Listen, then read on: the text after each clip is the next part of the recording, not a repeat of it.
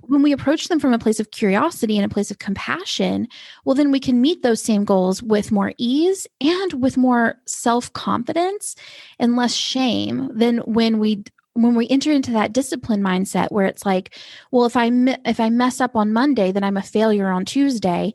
Whereas we're these like living, breathing, dynamic beings who have passions and flaws and beautiful intricacies that deserve to be heard and listened to and valued. You're listening to Make Some Noise podcast, episode number 468 with guest Sarajane Case.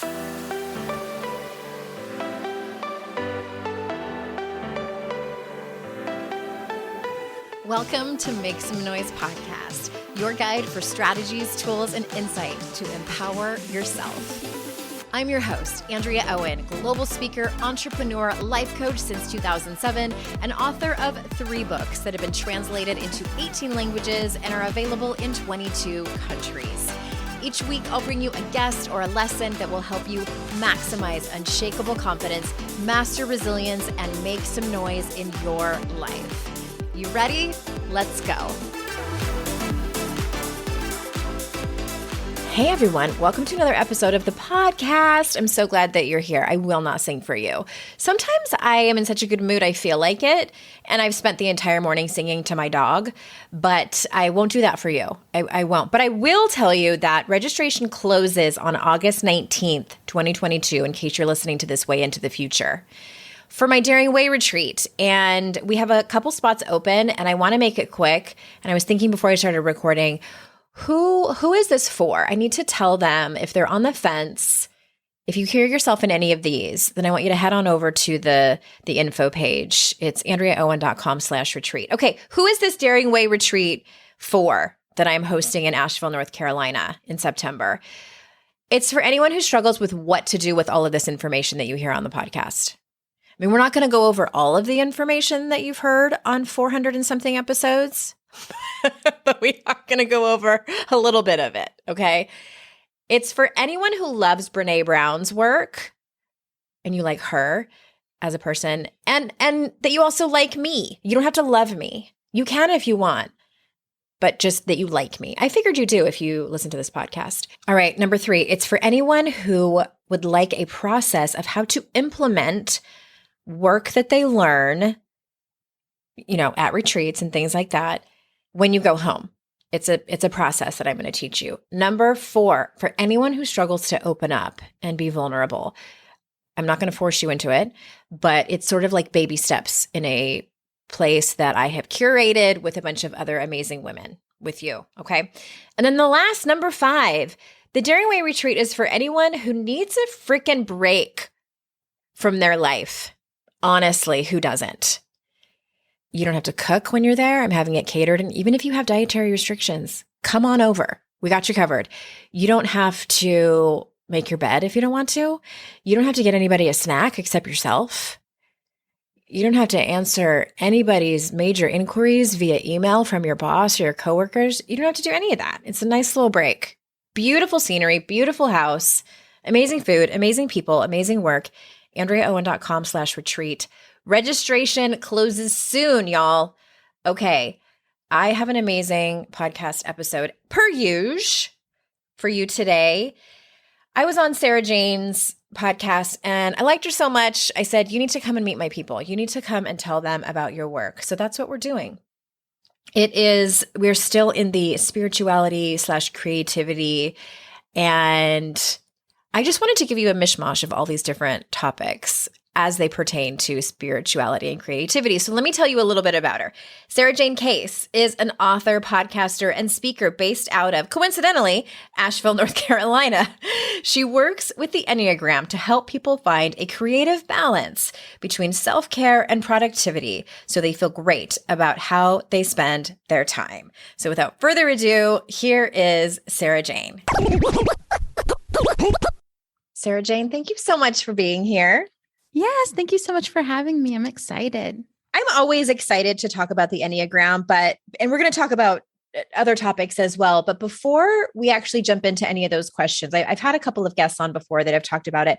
I haven't had anyone come on and just kind of give a brief overview of all 9 types. So for people who have never taken the test before, or maybe took it a long time ago and forgot what type they are, can you kind of walk us through just like a general, here's a description of the 9 types? Yeah. So I like to think of the types as who we thought we had to be our whole lives. So it's kind of like this character we thought we had to play. Oh. And so I'll kind of give you the brief, like, this is what you think you have to be based off of the number. So for type 1s, they believe they have to be morally perfect. Type 2s believe they have to be lovable or likable. Type 3s believe they have to be successful. Type 4s believe they have to find their significance. Type 5s believe they have to be informed. Type 6s believe they have to be loyal and skeptical and careful and stable and safe. And type 7s believe they have to be satisfied. Type 8s believe they have to be strong, that only the strong survive. And type 9s believe they have to be easy to get along with. Oh my gosh, I've never heard it explained that way. Yeah, I mean, I think it helps me a lot with my Enneagram work to consider that, oh, I thought I had to be this. Like, I thought my whole life I had to be this. And so that doesn't mean that it's not sometimes a good thing. Yeah. But I don't have to be it all the time. I can be other things. And so, well, it's funny. My husband has never taken the test, and he just, nothing against it. He just, I keep forgetting to like have him sit down. Cause it's, it's like 72 questions or something. It's not just like a 10 question quiz on BuzzFeed or something, but no, you said the 6 was the one who needs to be, what was it? Like safe, secure, prepared. Yeah, they're the ones I gave like all the words to: loyal, but skeptical, and safe and supported. That is Mr. Jason Owen right there. Okay. So now I know what he is. And I know it's hard to, and you can't identify exactly just based on that short description. And I'm sure there's people listening who saw parts of themselves in a handful of them. So when people get the results of the test, is it usually like one stands out and like hands down that's you, or is it a combination? How does the point system work? Yeah. So sometimes when you take the test, it's pretty common to mistype on the test because it's like 40 to 50% accurate generally. Oftentimes because we're not always aware of our own motivations. And so when you get the test, I highly recommend maybe the top 3 answers that you get, you read the descriptions on whatever website you're taking your test on. And when you read the description, you're looking for a sensation of like, someone has followed me around my entire life. Like, who is watching me and documenting what I've done? And I will tell you, if I had taken this advice, I would have known my type the day I took the test. When I took the test, I got a type 2. I read my husband's result, which was type 7. And I thought, who read my journals and wrote them down? And then continued to believe I was a type 2 and try and figure out, when I realized I wasn't a type 2, it took me like 2 years to come back to type 7. So if you have that sensation of like, wow, this thing really seems to know me intimately, that's your type. Okay. Cause I remember, and I think I've mentioned this, we had someone else on the show, at least a year ago, I think.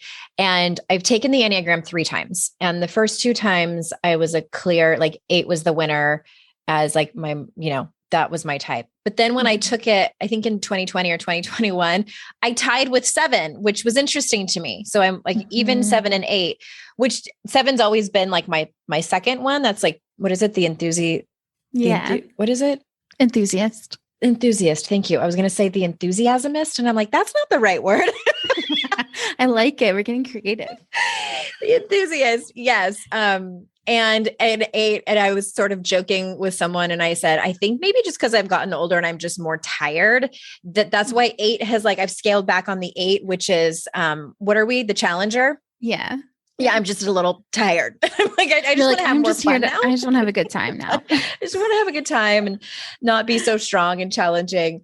And also what was really strong was the 3. What is that? The achiever. Yeah. And what's interesting about that is that those are all 3 the assertive types. They're all action oriented, future oriented. So I didn't know no matter what type, is your dominant, you're action oriented.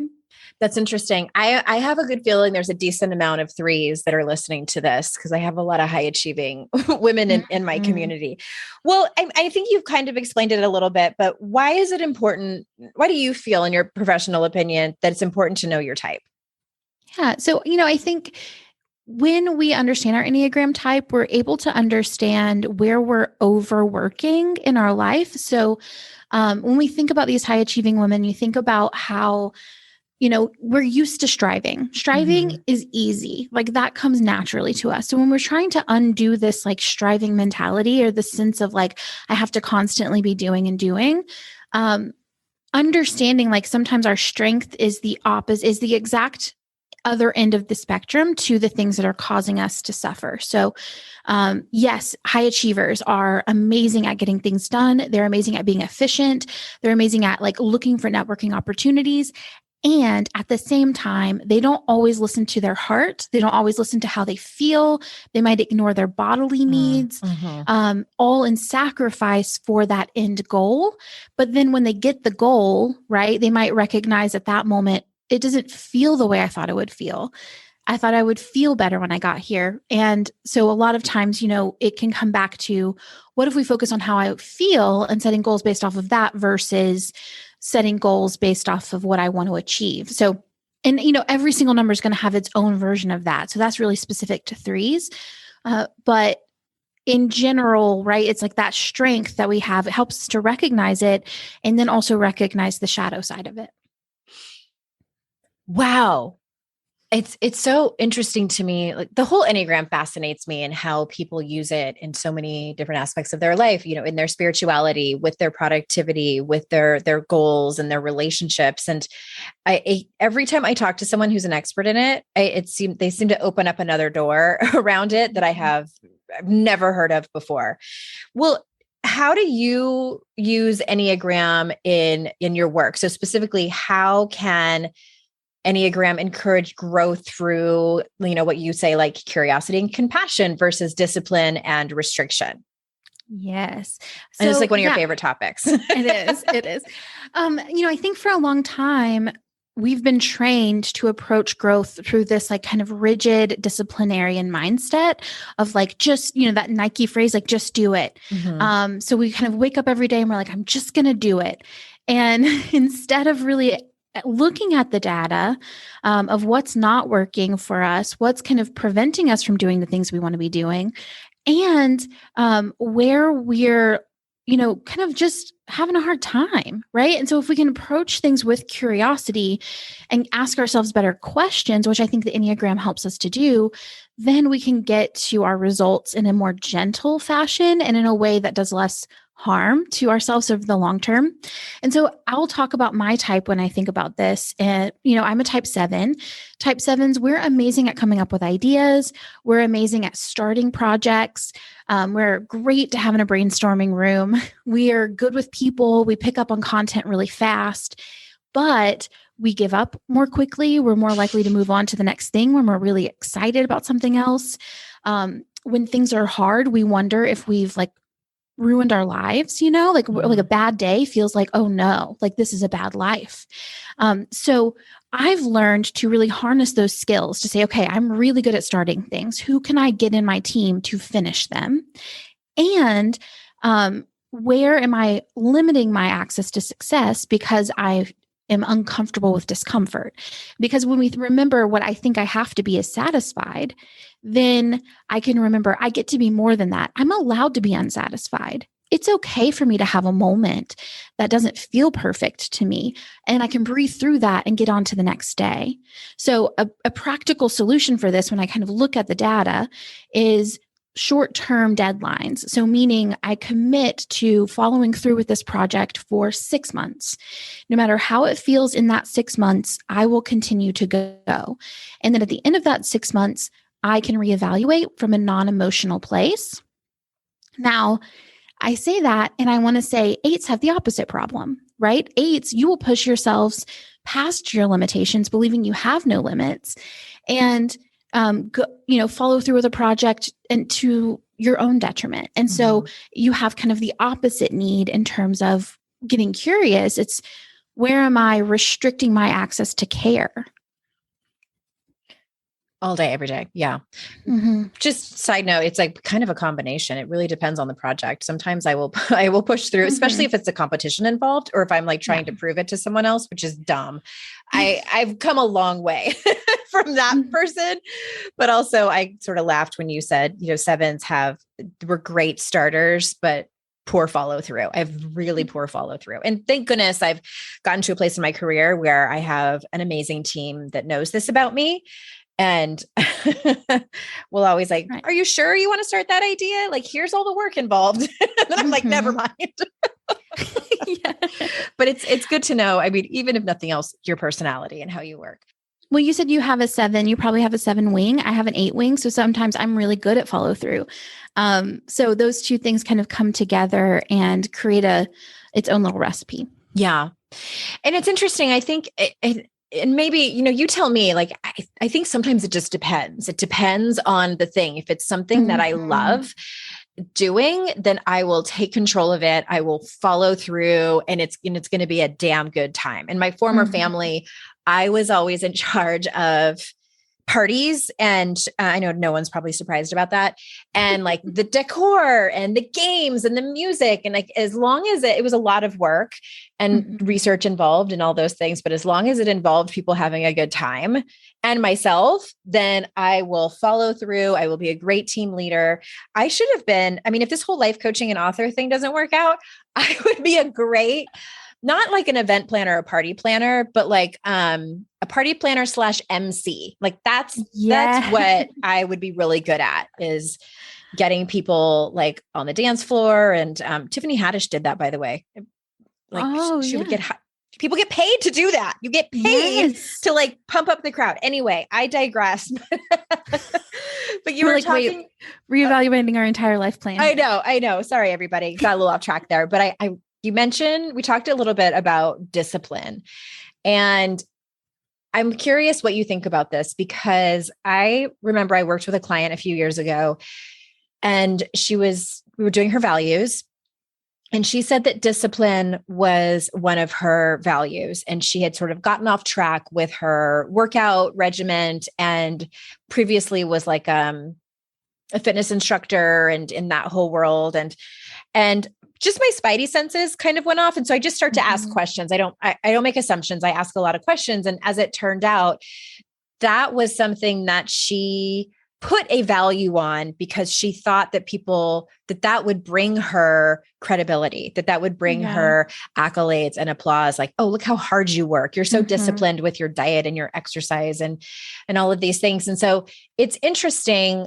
that, and this is, you know, maybe indirectly related to the Enneagram, I think and maybe we're opening up a can of worms here with talking about discipline and living in a capitalistic culture and society. Yep. And I think for women particularly, we are valued for our productivity. We are valued, like, the more we can get things done, whether it's in our career, whether we are mothers, whether it's within, you know, our teams at work or whatever. Just side note for anyone who's feeling like they need to be more disciplined. Maybe what you need is rest. Yes. And, you know, I think our society loves a disciplined woman because they love to control women.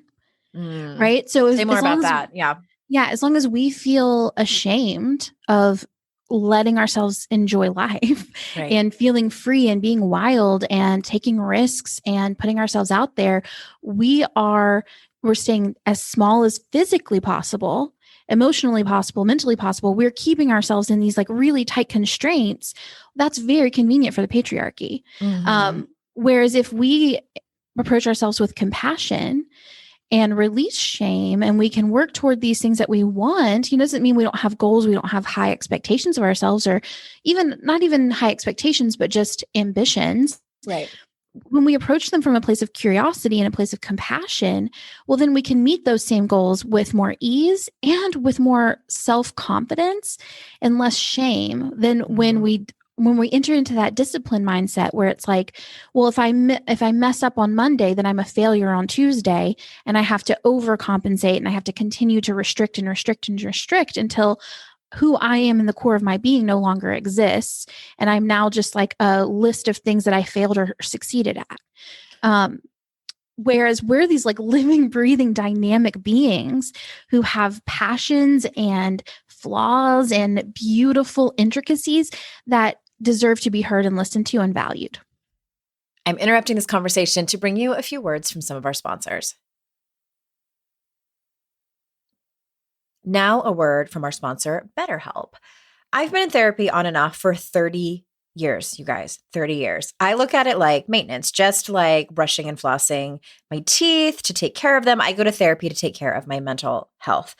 I mean, how well would you take care of your car? Can you imagine if you had the same car your entire life? you would have to do a lot of maintenance. And that's how our brains work. So why don't we treat them the same way? How we take care of our minds affects the way we experience life. So it's important to commit time and care to your mental health. In my experience with therapy, when I talk things out with my therapist, most of the time I come to my own conclusions. And I love when therapists point out my blind spots or ask questions I've never thought to ask myself that expand my perspective and also helps in my healing. BetterHelp Therapy is online and they offer phone, video, and live chat only therapy sessions. So if you don't feel like seeing anyone on camera, you don't have to. Another great thing about BetterHelp is that it's much more affordable than traditional in-person therapy. And you can be matched with a therapist in under 48 hours. So you don't have to wait several days and the email tennis and all of that stuff. So our listeners get 10% off their first month at betterhelp.com/kickass. That's betterhelp.com/kickass. Our next partner has a product I use literally every day. So if you follow me on Instagram, you might remember I posted a handful of months ago that I was having some health issues, and one of the major symptoms was sluggishness. I was dragging ass. And a friend of mine had told me about AG1, and I was kind of skeptical, to be honest with you, at first. And so I decided to start drinking it every day as an experiment. I'm like, okay, let's see what you got. And I was actually pleasantly surprised. So I have been on AG1 every day for several months now. And here's some things that I love about it. First and foremost, I don't have that afternoon crash and just have a lot more energy than I used to have. Second thing is it tastes really good. You'd be surprised. It has a mild sweet taste, and I love it on ice. Third thing is that your subscription comes with a year's supply of vitamin D, which is so important to add in when we don't feel like we have as much sunlight as we should. Vitamin D was an immense game changer for me. And right now, it's time to reclaim your health and arm your immune system with convenient daily nutrition. To make it easy, Athletic Greens is giving you a free one-year supply of immune-supporting vitamin D and 5 free travel packs with your first purchase. All you have to do is visit athleticgreens.com/noise. Again, that's athleticgreens.com/noise to take ownership over your health and pick up the ultimate daily nutritional insurance. Talk to us about ways that women can invoke rest when they feel like they need to go, go, go. Because I feel like that bridge is, for many, a giant uphill battle of, okay, but I still have all these things to do and they need to get done. And you're telling me I need to rest, and then like laughter ensues. So can you talk a little bit more about that? Yeah. So, the example I give in my book is a type 9. So one of the words that gets put onto type 9s a lot is lazy, quote unquote. And I am not comfortable with that language. I much prefer to let's get into this. So when we look at it through the path of discipline, it looks like I watch more TV than I would like to, which means I'm lazy. I should wake up at 5 a.m. tomorrow and go work out. If I were driven, then that's what I would do. So then the next morning, when that alarm goes off, they hit snooze and they miss their workout. And that reinforces the concept of I'm so lazy. It says to me oh, I'm a failure. I'm so lazy. Whereas the path of curiosity goes, I watch more TV than I would like to. Why do I watch TV? I'm too tired to do anything else. Well, why am I so tired? I spent all day thinking about what others needed and then trying to make them happy. So then we can go, well, what would it feel like if tomorrow I did my best to not give all of my energy away to other people? So then we're actually getting into the core of like, where is this lack of energy coming from? Not I'm bad, I'm lazy. Right. So you're actually looking at the root of the problem versus thinking that you are the problem. Yeah. Yeah. And trying to like control ourselves enough to make it go away. Mm-hmm.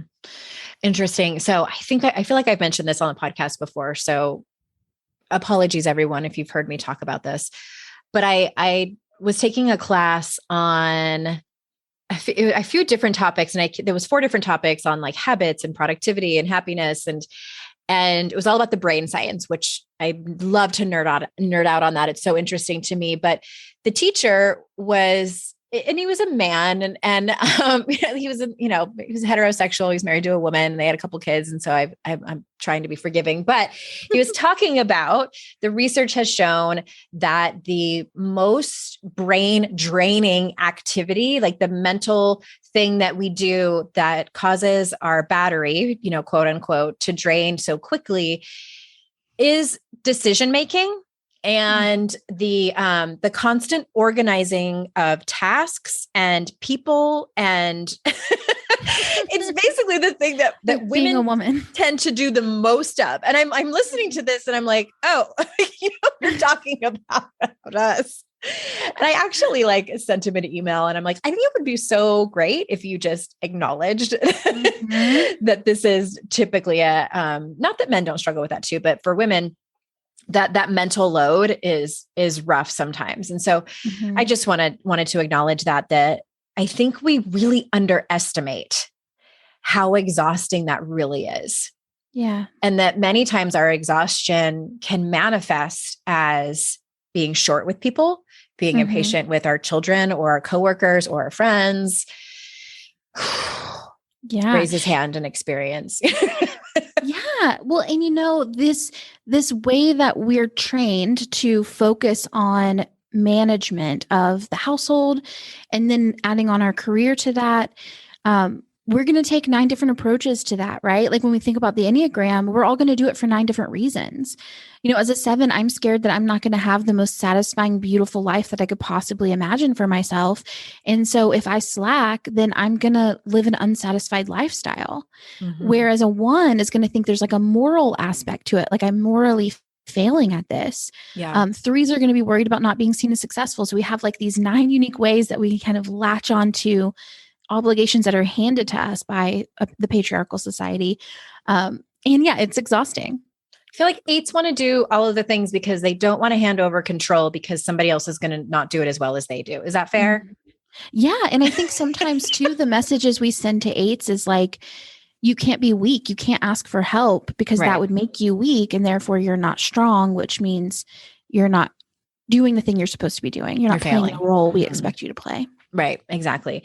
Well, can you talk to us about practical things that someone could do to have like a loving and tender relationship with themselves? Oh, yes, I would love to. The first thing I think about is just asking yourself more questions instead of telling yourself stories. So I think a lot of times we're going to get caught up, usually when it comes to our feelings, we have kind of 1 or 2 camps. We're either going to believe everything that our feelings have to tell us, meaning if I'm lonely, then everyone must hate me and I must be destined to be alone forever. Or we're going to invalidate our feelings to the degree that we ignore them or we try to numb them or we try to run away from them. And we say, I'm feeling lonely, buck up, kiddo, like get it together, make yourself happy or figure a way out of the situation. And the hope that I would have by kind of creating a space where you ask yourself more questions is that your feelings have a place at the table, right? Your feelings get to be felt, but they don't control the way that you engage. So your feelings aren't facts, right? The story that your feelings are telling you are not facts, but they are information as to what you want, where you're hurting, where you've been hurt before. And so you can feel them and then we can move on from there without listening to the stories they're telling us. So I think that's the first one, right? Is like removing the stories, but letting yourself feel your feelings. And I think doing that through great question asking, meaning like, why am I doing this thing? what need am I trying to meet here? Where did I get hurt here before? I think a lot of times we're scared to, or we don't even just take the time, honestly. I think we're too busy in our minds to think we're worth that time to ask those questions. And if you're at a place where you're like, I don't know how I'm going to take the time, then maybe it's time for you to hire a coach or a therapist to start that conversation with you so that you can continue that conversation with yourself. I appreciate you acknowledging that. I just want to pause right there because I think that it's a very real thing that, there are single parents out there. There are people who maybe aren't parents, but you don't have your family around you, or you've moved to a new place and you just don't have the support system local to you. And it's a very real thing to feel so overwhelmed. And then when someone comes and says, like, you need to nurture your relationship with yourself, you need to rest more, it can be enraging. And I want to acknowledge that. And, what you said, that the first place you might want to go, hopefully they have the resources to be able to do that, is with a therapist or a counselor to kind of just help them with the emotional aspect of things before they walk into the practical side of things. Mm-hmm. I just wanted to insert that. So please continue. Yeah, no. And I honestly, even with this, in my book, I talk about the honest method, and I think that's a good place, like, to start here with honoring your strengths. Sometimes that's, for some people, going to be the hardest, and for others, the easiest. But getting to a point where you generally appreciate what you bring to the table. So when we're looking at your Enneagram type, let's start with those strengths. Start with the part of the type that you're like, yes, I bring this to the table. I am a good person. I am a loving. I am high achieving. I am interesting and original. I'm intelligent and informed. I'm loyal. I'm fun. I'm strong. I'm good to be around. Like, start there, build a safe foundation before you even get into these, like, shadow sides, blind spots, your vices, things that aren't serving you. Let's appreciate yourself first so that there's a safe place. Because if you think about it in terms of, like, this is a relationship, you are in relationship to yourself. So if I were in a relationship to another person and they were looking at me and, like, pointing out all my blind spots and being like, hey, you need to work on this. You need to fix this. You need to, get it together, without ever saying, look at how much you're bringing to the table. I appreciate you so much. Thank you for being here. Well, that's going to feel bad. It's kind of obviously not serving you. So yes, start with your strengths, and then let's get into, where are things not working. Oh, I love that. I love that so much. Okay. I wanted to ask you about your book, and tell us the name of it. It's The Honest Enneagram. That's what I thought. And I was like, it's either The Honest Enneagram or The Honest Method. And I'm so sorry I don't have it written down. Like I said, my brain is not screwed on today. Thanks for being flexible here.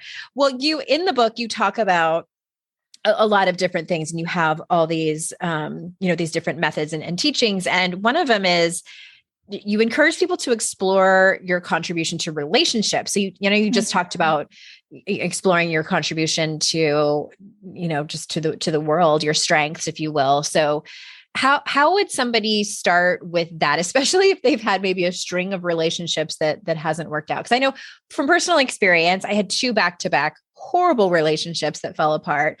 And I walked out of the second one thinking, I am bad at relationships. I am hard to be attached to. I'm just so difficult. All the complaints that my exes had about me have to be true, or else I would have been able to work this out. So where does someone go from there to explore their contribution to relationships? Yeah. So, I think really what I encourage people to do is to focus on themselves in relationship, because the question I get the most often is, how do I get my type blank partner to blank? So how do I get my type 1 partner to have more fun with me? This question around, like, how do I change the person that I'm in a relationship with? And that's not the goal, right? So, like, all of those partners who made you feel like you were too much, thank God you're not with those people, right? Like, wrong partners. Yeah. Right. And I think that's, like, ultimately the message is, like, that sensation that we want to change other people is just a fruitless conversation. Because our job with the people in our lives is to love them. and to support them and to be a part of them. That doesn't mean we don't have boundaries. It doesn't mean we don't have expectations. But we're going to get to those boundaries and those expectations through exploring our contribution. What am I bringing to the table? What can I truly control? What are my unmet expectations that I'm not communicating? Because again, we have these 9 ways of being, these very specific worldviews of what we think being a person is supposed to be. And I think that's one of the beauties of the Enneagram, right? Is that we've been swimming in this water, right? Like I was a 7 my whole life, and I thought, well, everybody just wants to be happy all the time. Everybody's seeking satisfaction constantly. So when someone was being pessimistic or someone was having a really hard time, I felt like they were wallowing. Like, well, why are you sitting in it? Like, you need to come on, get it together. When in reality, like, oh yeah, there's like a whole way of being. And actually I could stand to sit in it for a minute. And they're sitting over here offering me space to sit in it because they're able to wallow in it. So it really opens us up to appreciating other people and really owning what am I bringing to the table, both good and not always helpful.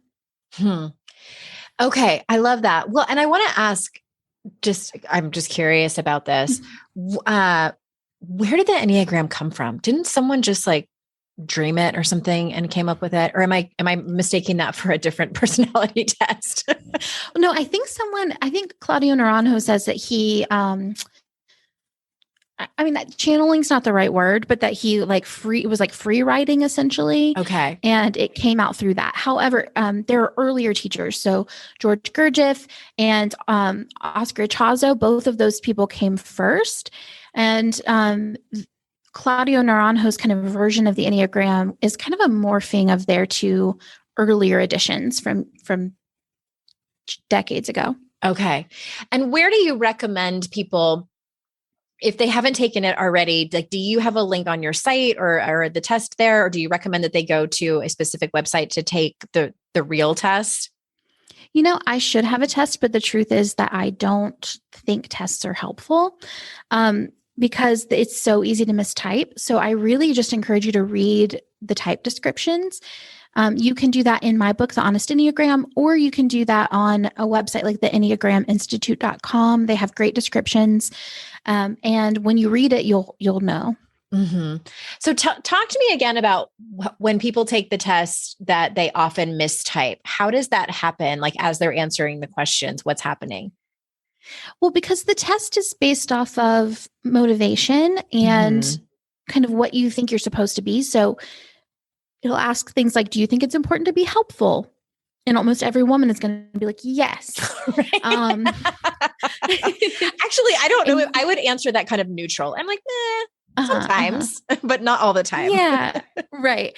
And I think there are some types that I think 3s and 8s specifically tend to be pretty clear. Don't mistype as often just because you're such strong characters. But but it's pretty common to mistype just because you don't always know your motivation. And sometimes the questions are pretty vague and we're like, yeah, I think a good person would say this. We might answer on who we think we are supposed to be rather than who we are. Yeah. So that's what I talk about when I'm talking to people about values, is that it's not, because if you read this long list of values and attributes and virtues, and all of them seem important, like, yes, I should be a courageous person, a generous person. I should value giving back and being of service. And quite personally, that's not one of mine. Yeah. Same. I do a little bit, but it's not my top. It's not in my top 3 for sure. And it can be easy to feel like someone's going to judge me for what my Enneagram type is or what my values are. And I could see how that would happen. And I've also thought about this and when it comes to any personality tests, is it doesn't take into consideration the nuance of things like childhood trauma and, any kind of ability or disability or class, race, all of these things I think can matter to how you see the world and how you react to the world and your behavior. And I just think that human beings are incredibly complex. Yeah. And there's this fun thing called overlays in the Enneagram, where if you're raised in a strong culture, whether that's a religion or a race or the United States is a culture, maybe your family has a strong culture, that you're going to resemble those types. So I grew up Southern Baptist, a woman in a Southern Baptist church. So like I typed as a 2 because they're the pleasers, right? Yeah, that's a pretty strong Christian overlay. But my dominant type is a 7. That's so fascinating. Okay. Well, tell everyone where definitely put a link to your site and your socials and your book in the show notes, but where do you want people to go to learn more about you and to follow you online? Yeah. So I actually have a podcast. It goes 5 days a week, every single You do, weekday. and I've been on it. Yes, and Andrea's been on it, so you guys can come check it out. It's Enneagram and Coffee on iTunes or anywhere you listen to podcasts. That's like the most informational place that I would check out, or come hang out with me on Instagram. I'm Sarajane Case on Instagram now. Sarajane Case on Instagram. You do podcasts 5 days a week? I do 5 days a week. I know. Oh my gosh, you are a type 2. That's some like seven behavior. Yeah. Let's have fun. And I am going to please everyone by giving you so many podcast episodes. I love this conversation, and I love how it's slightly different when I talk to different Enneagram experts. And it's such a fun thing, I think. And everyone, thank you so much for being here. I value your time so much. Sarajane, thank you for being here. Is there anything that we missed that you want to make sure that we cover before we say goodbye? Oh, thank you. No, I feel great. Thank you so much for having me. Yeah. Okay. I just wanted to make sure. And everyone listening, remember, it's our life's journey to make ourselves better humans, and our life's responsibility to make the world a better place. Bye for now. Hey everyone, thanks again for listening to the show. And just a quick reminder that if your company needs a speaker or a trainer, I might be the right person for you. I speak and do keynotes on confidence and resilience for mixed audiences, as well as do trainings on the Daring Way, which is the methodology based on the research of Dr. Brené Brown. So if you think it might be a good fit, hit me up at support@AndreaOwen.com or head over to my speaking page, AndreaOwen.com/speaking.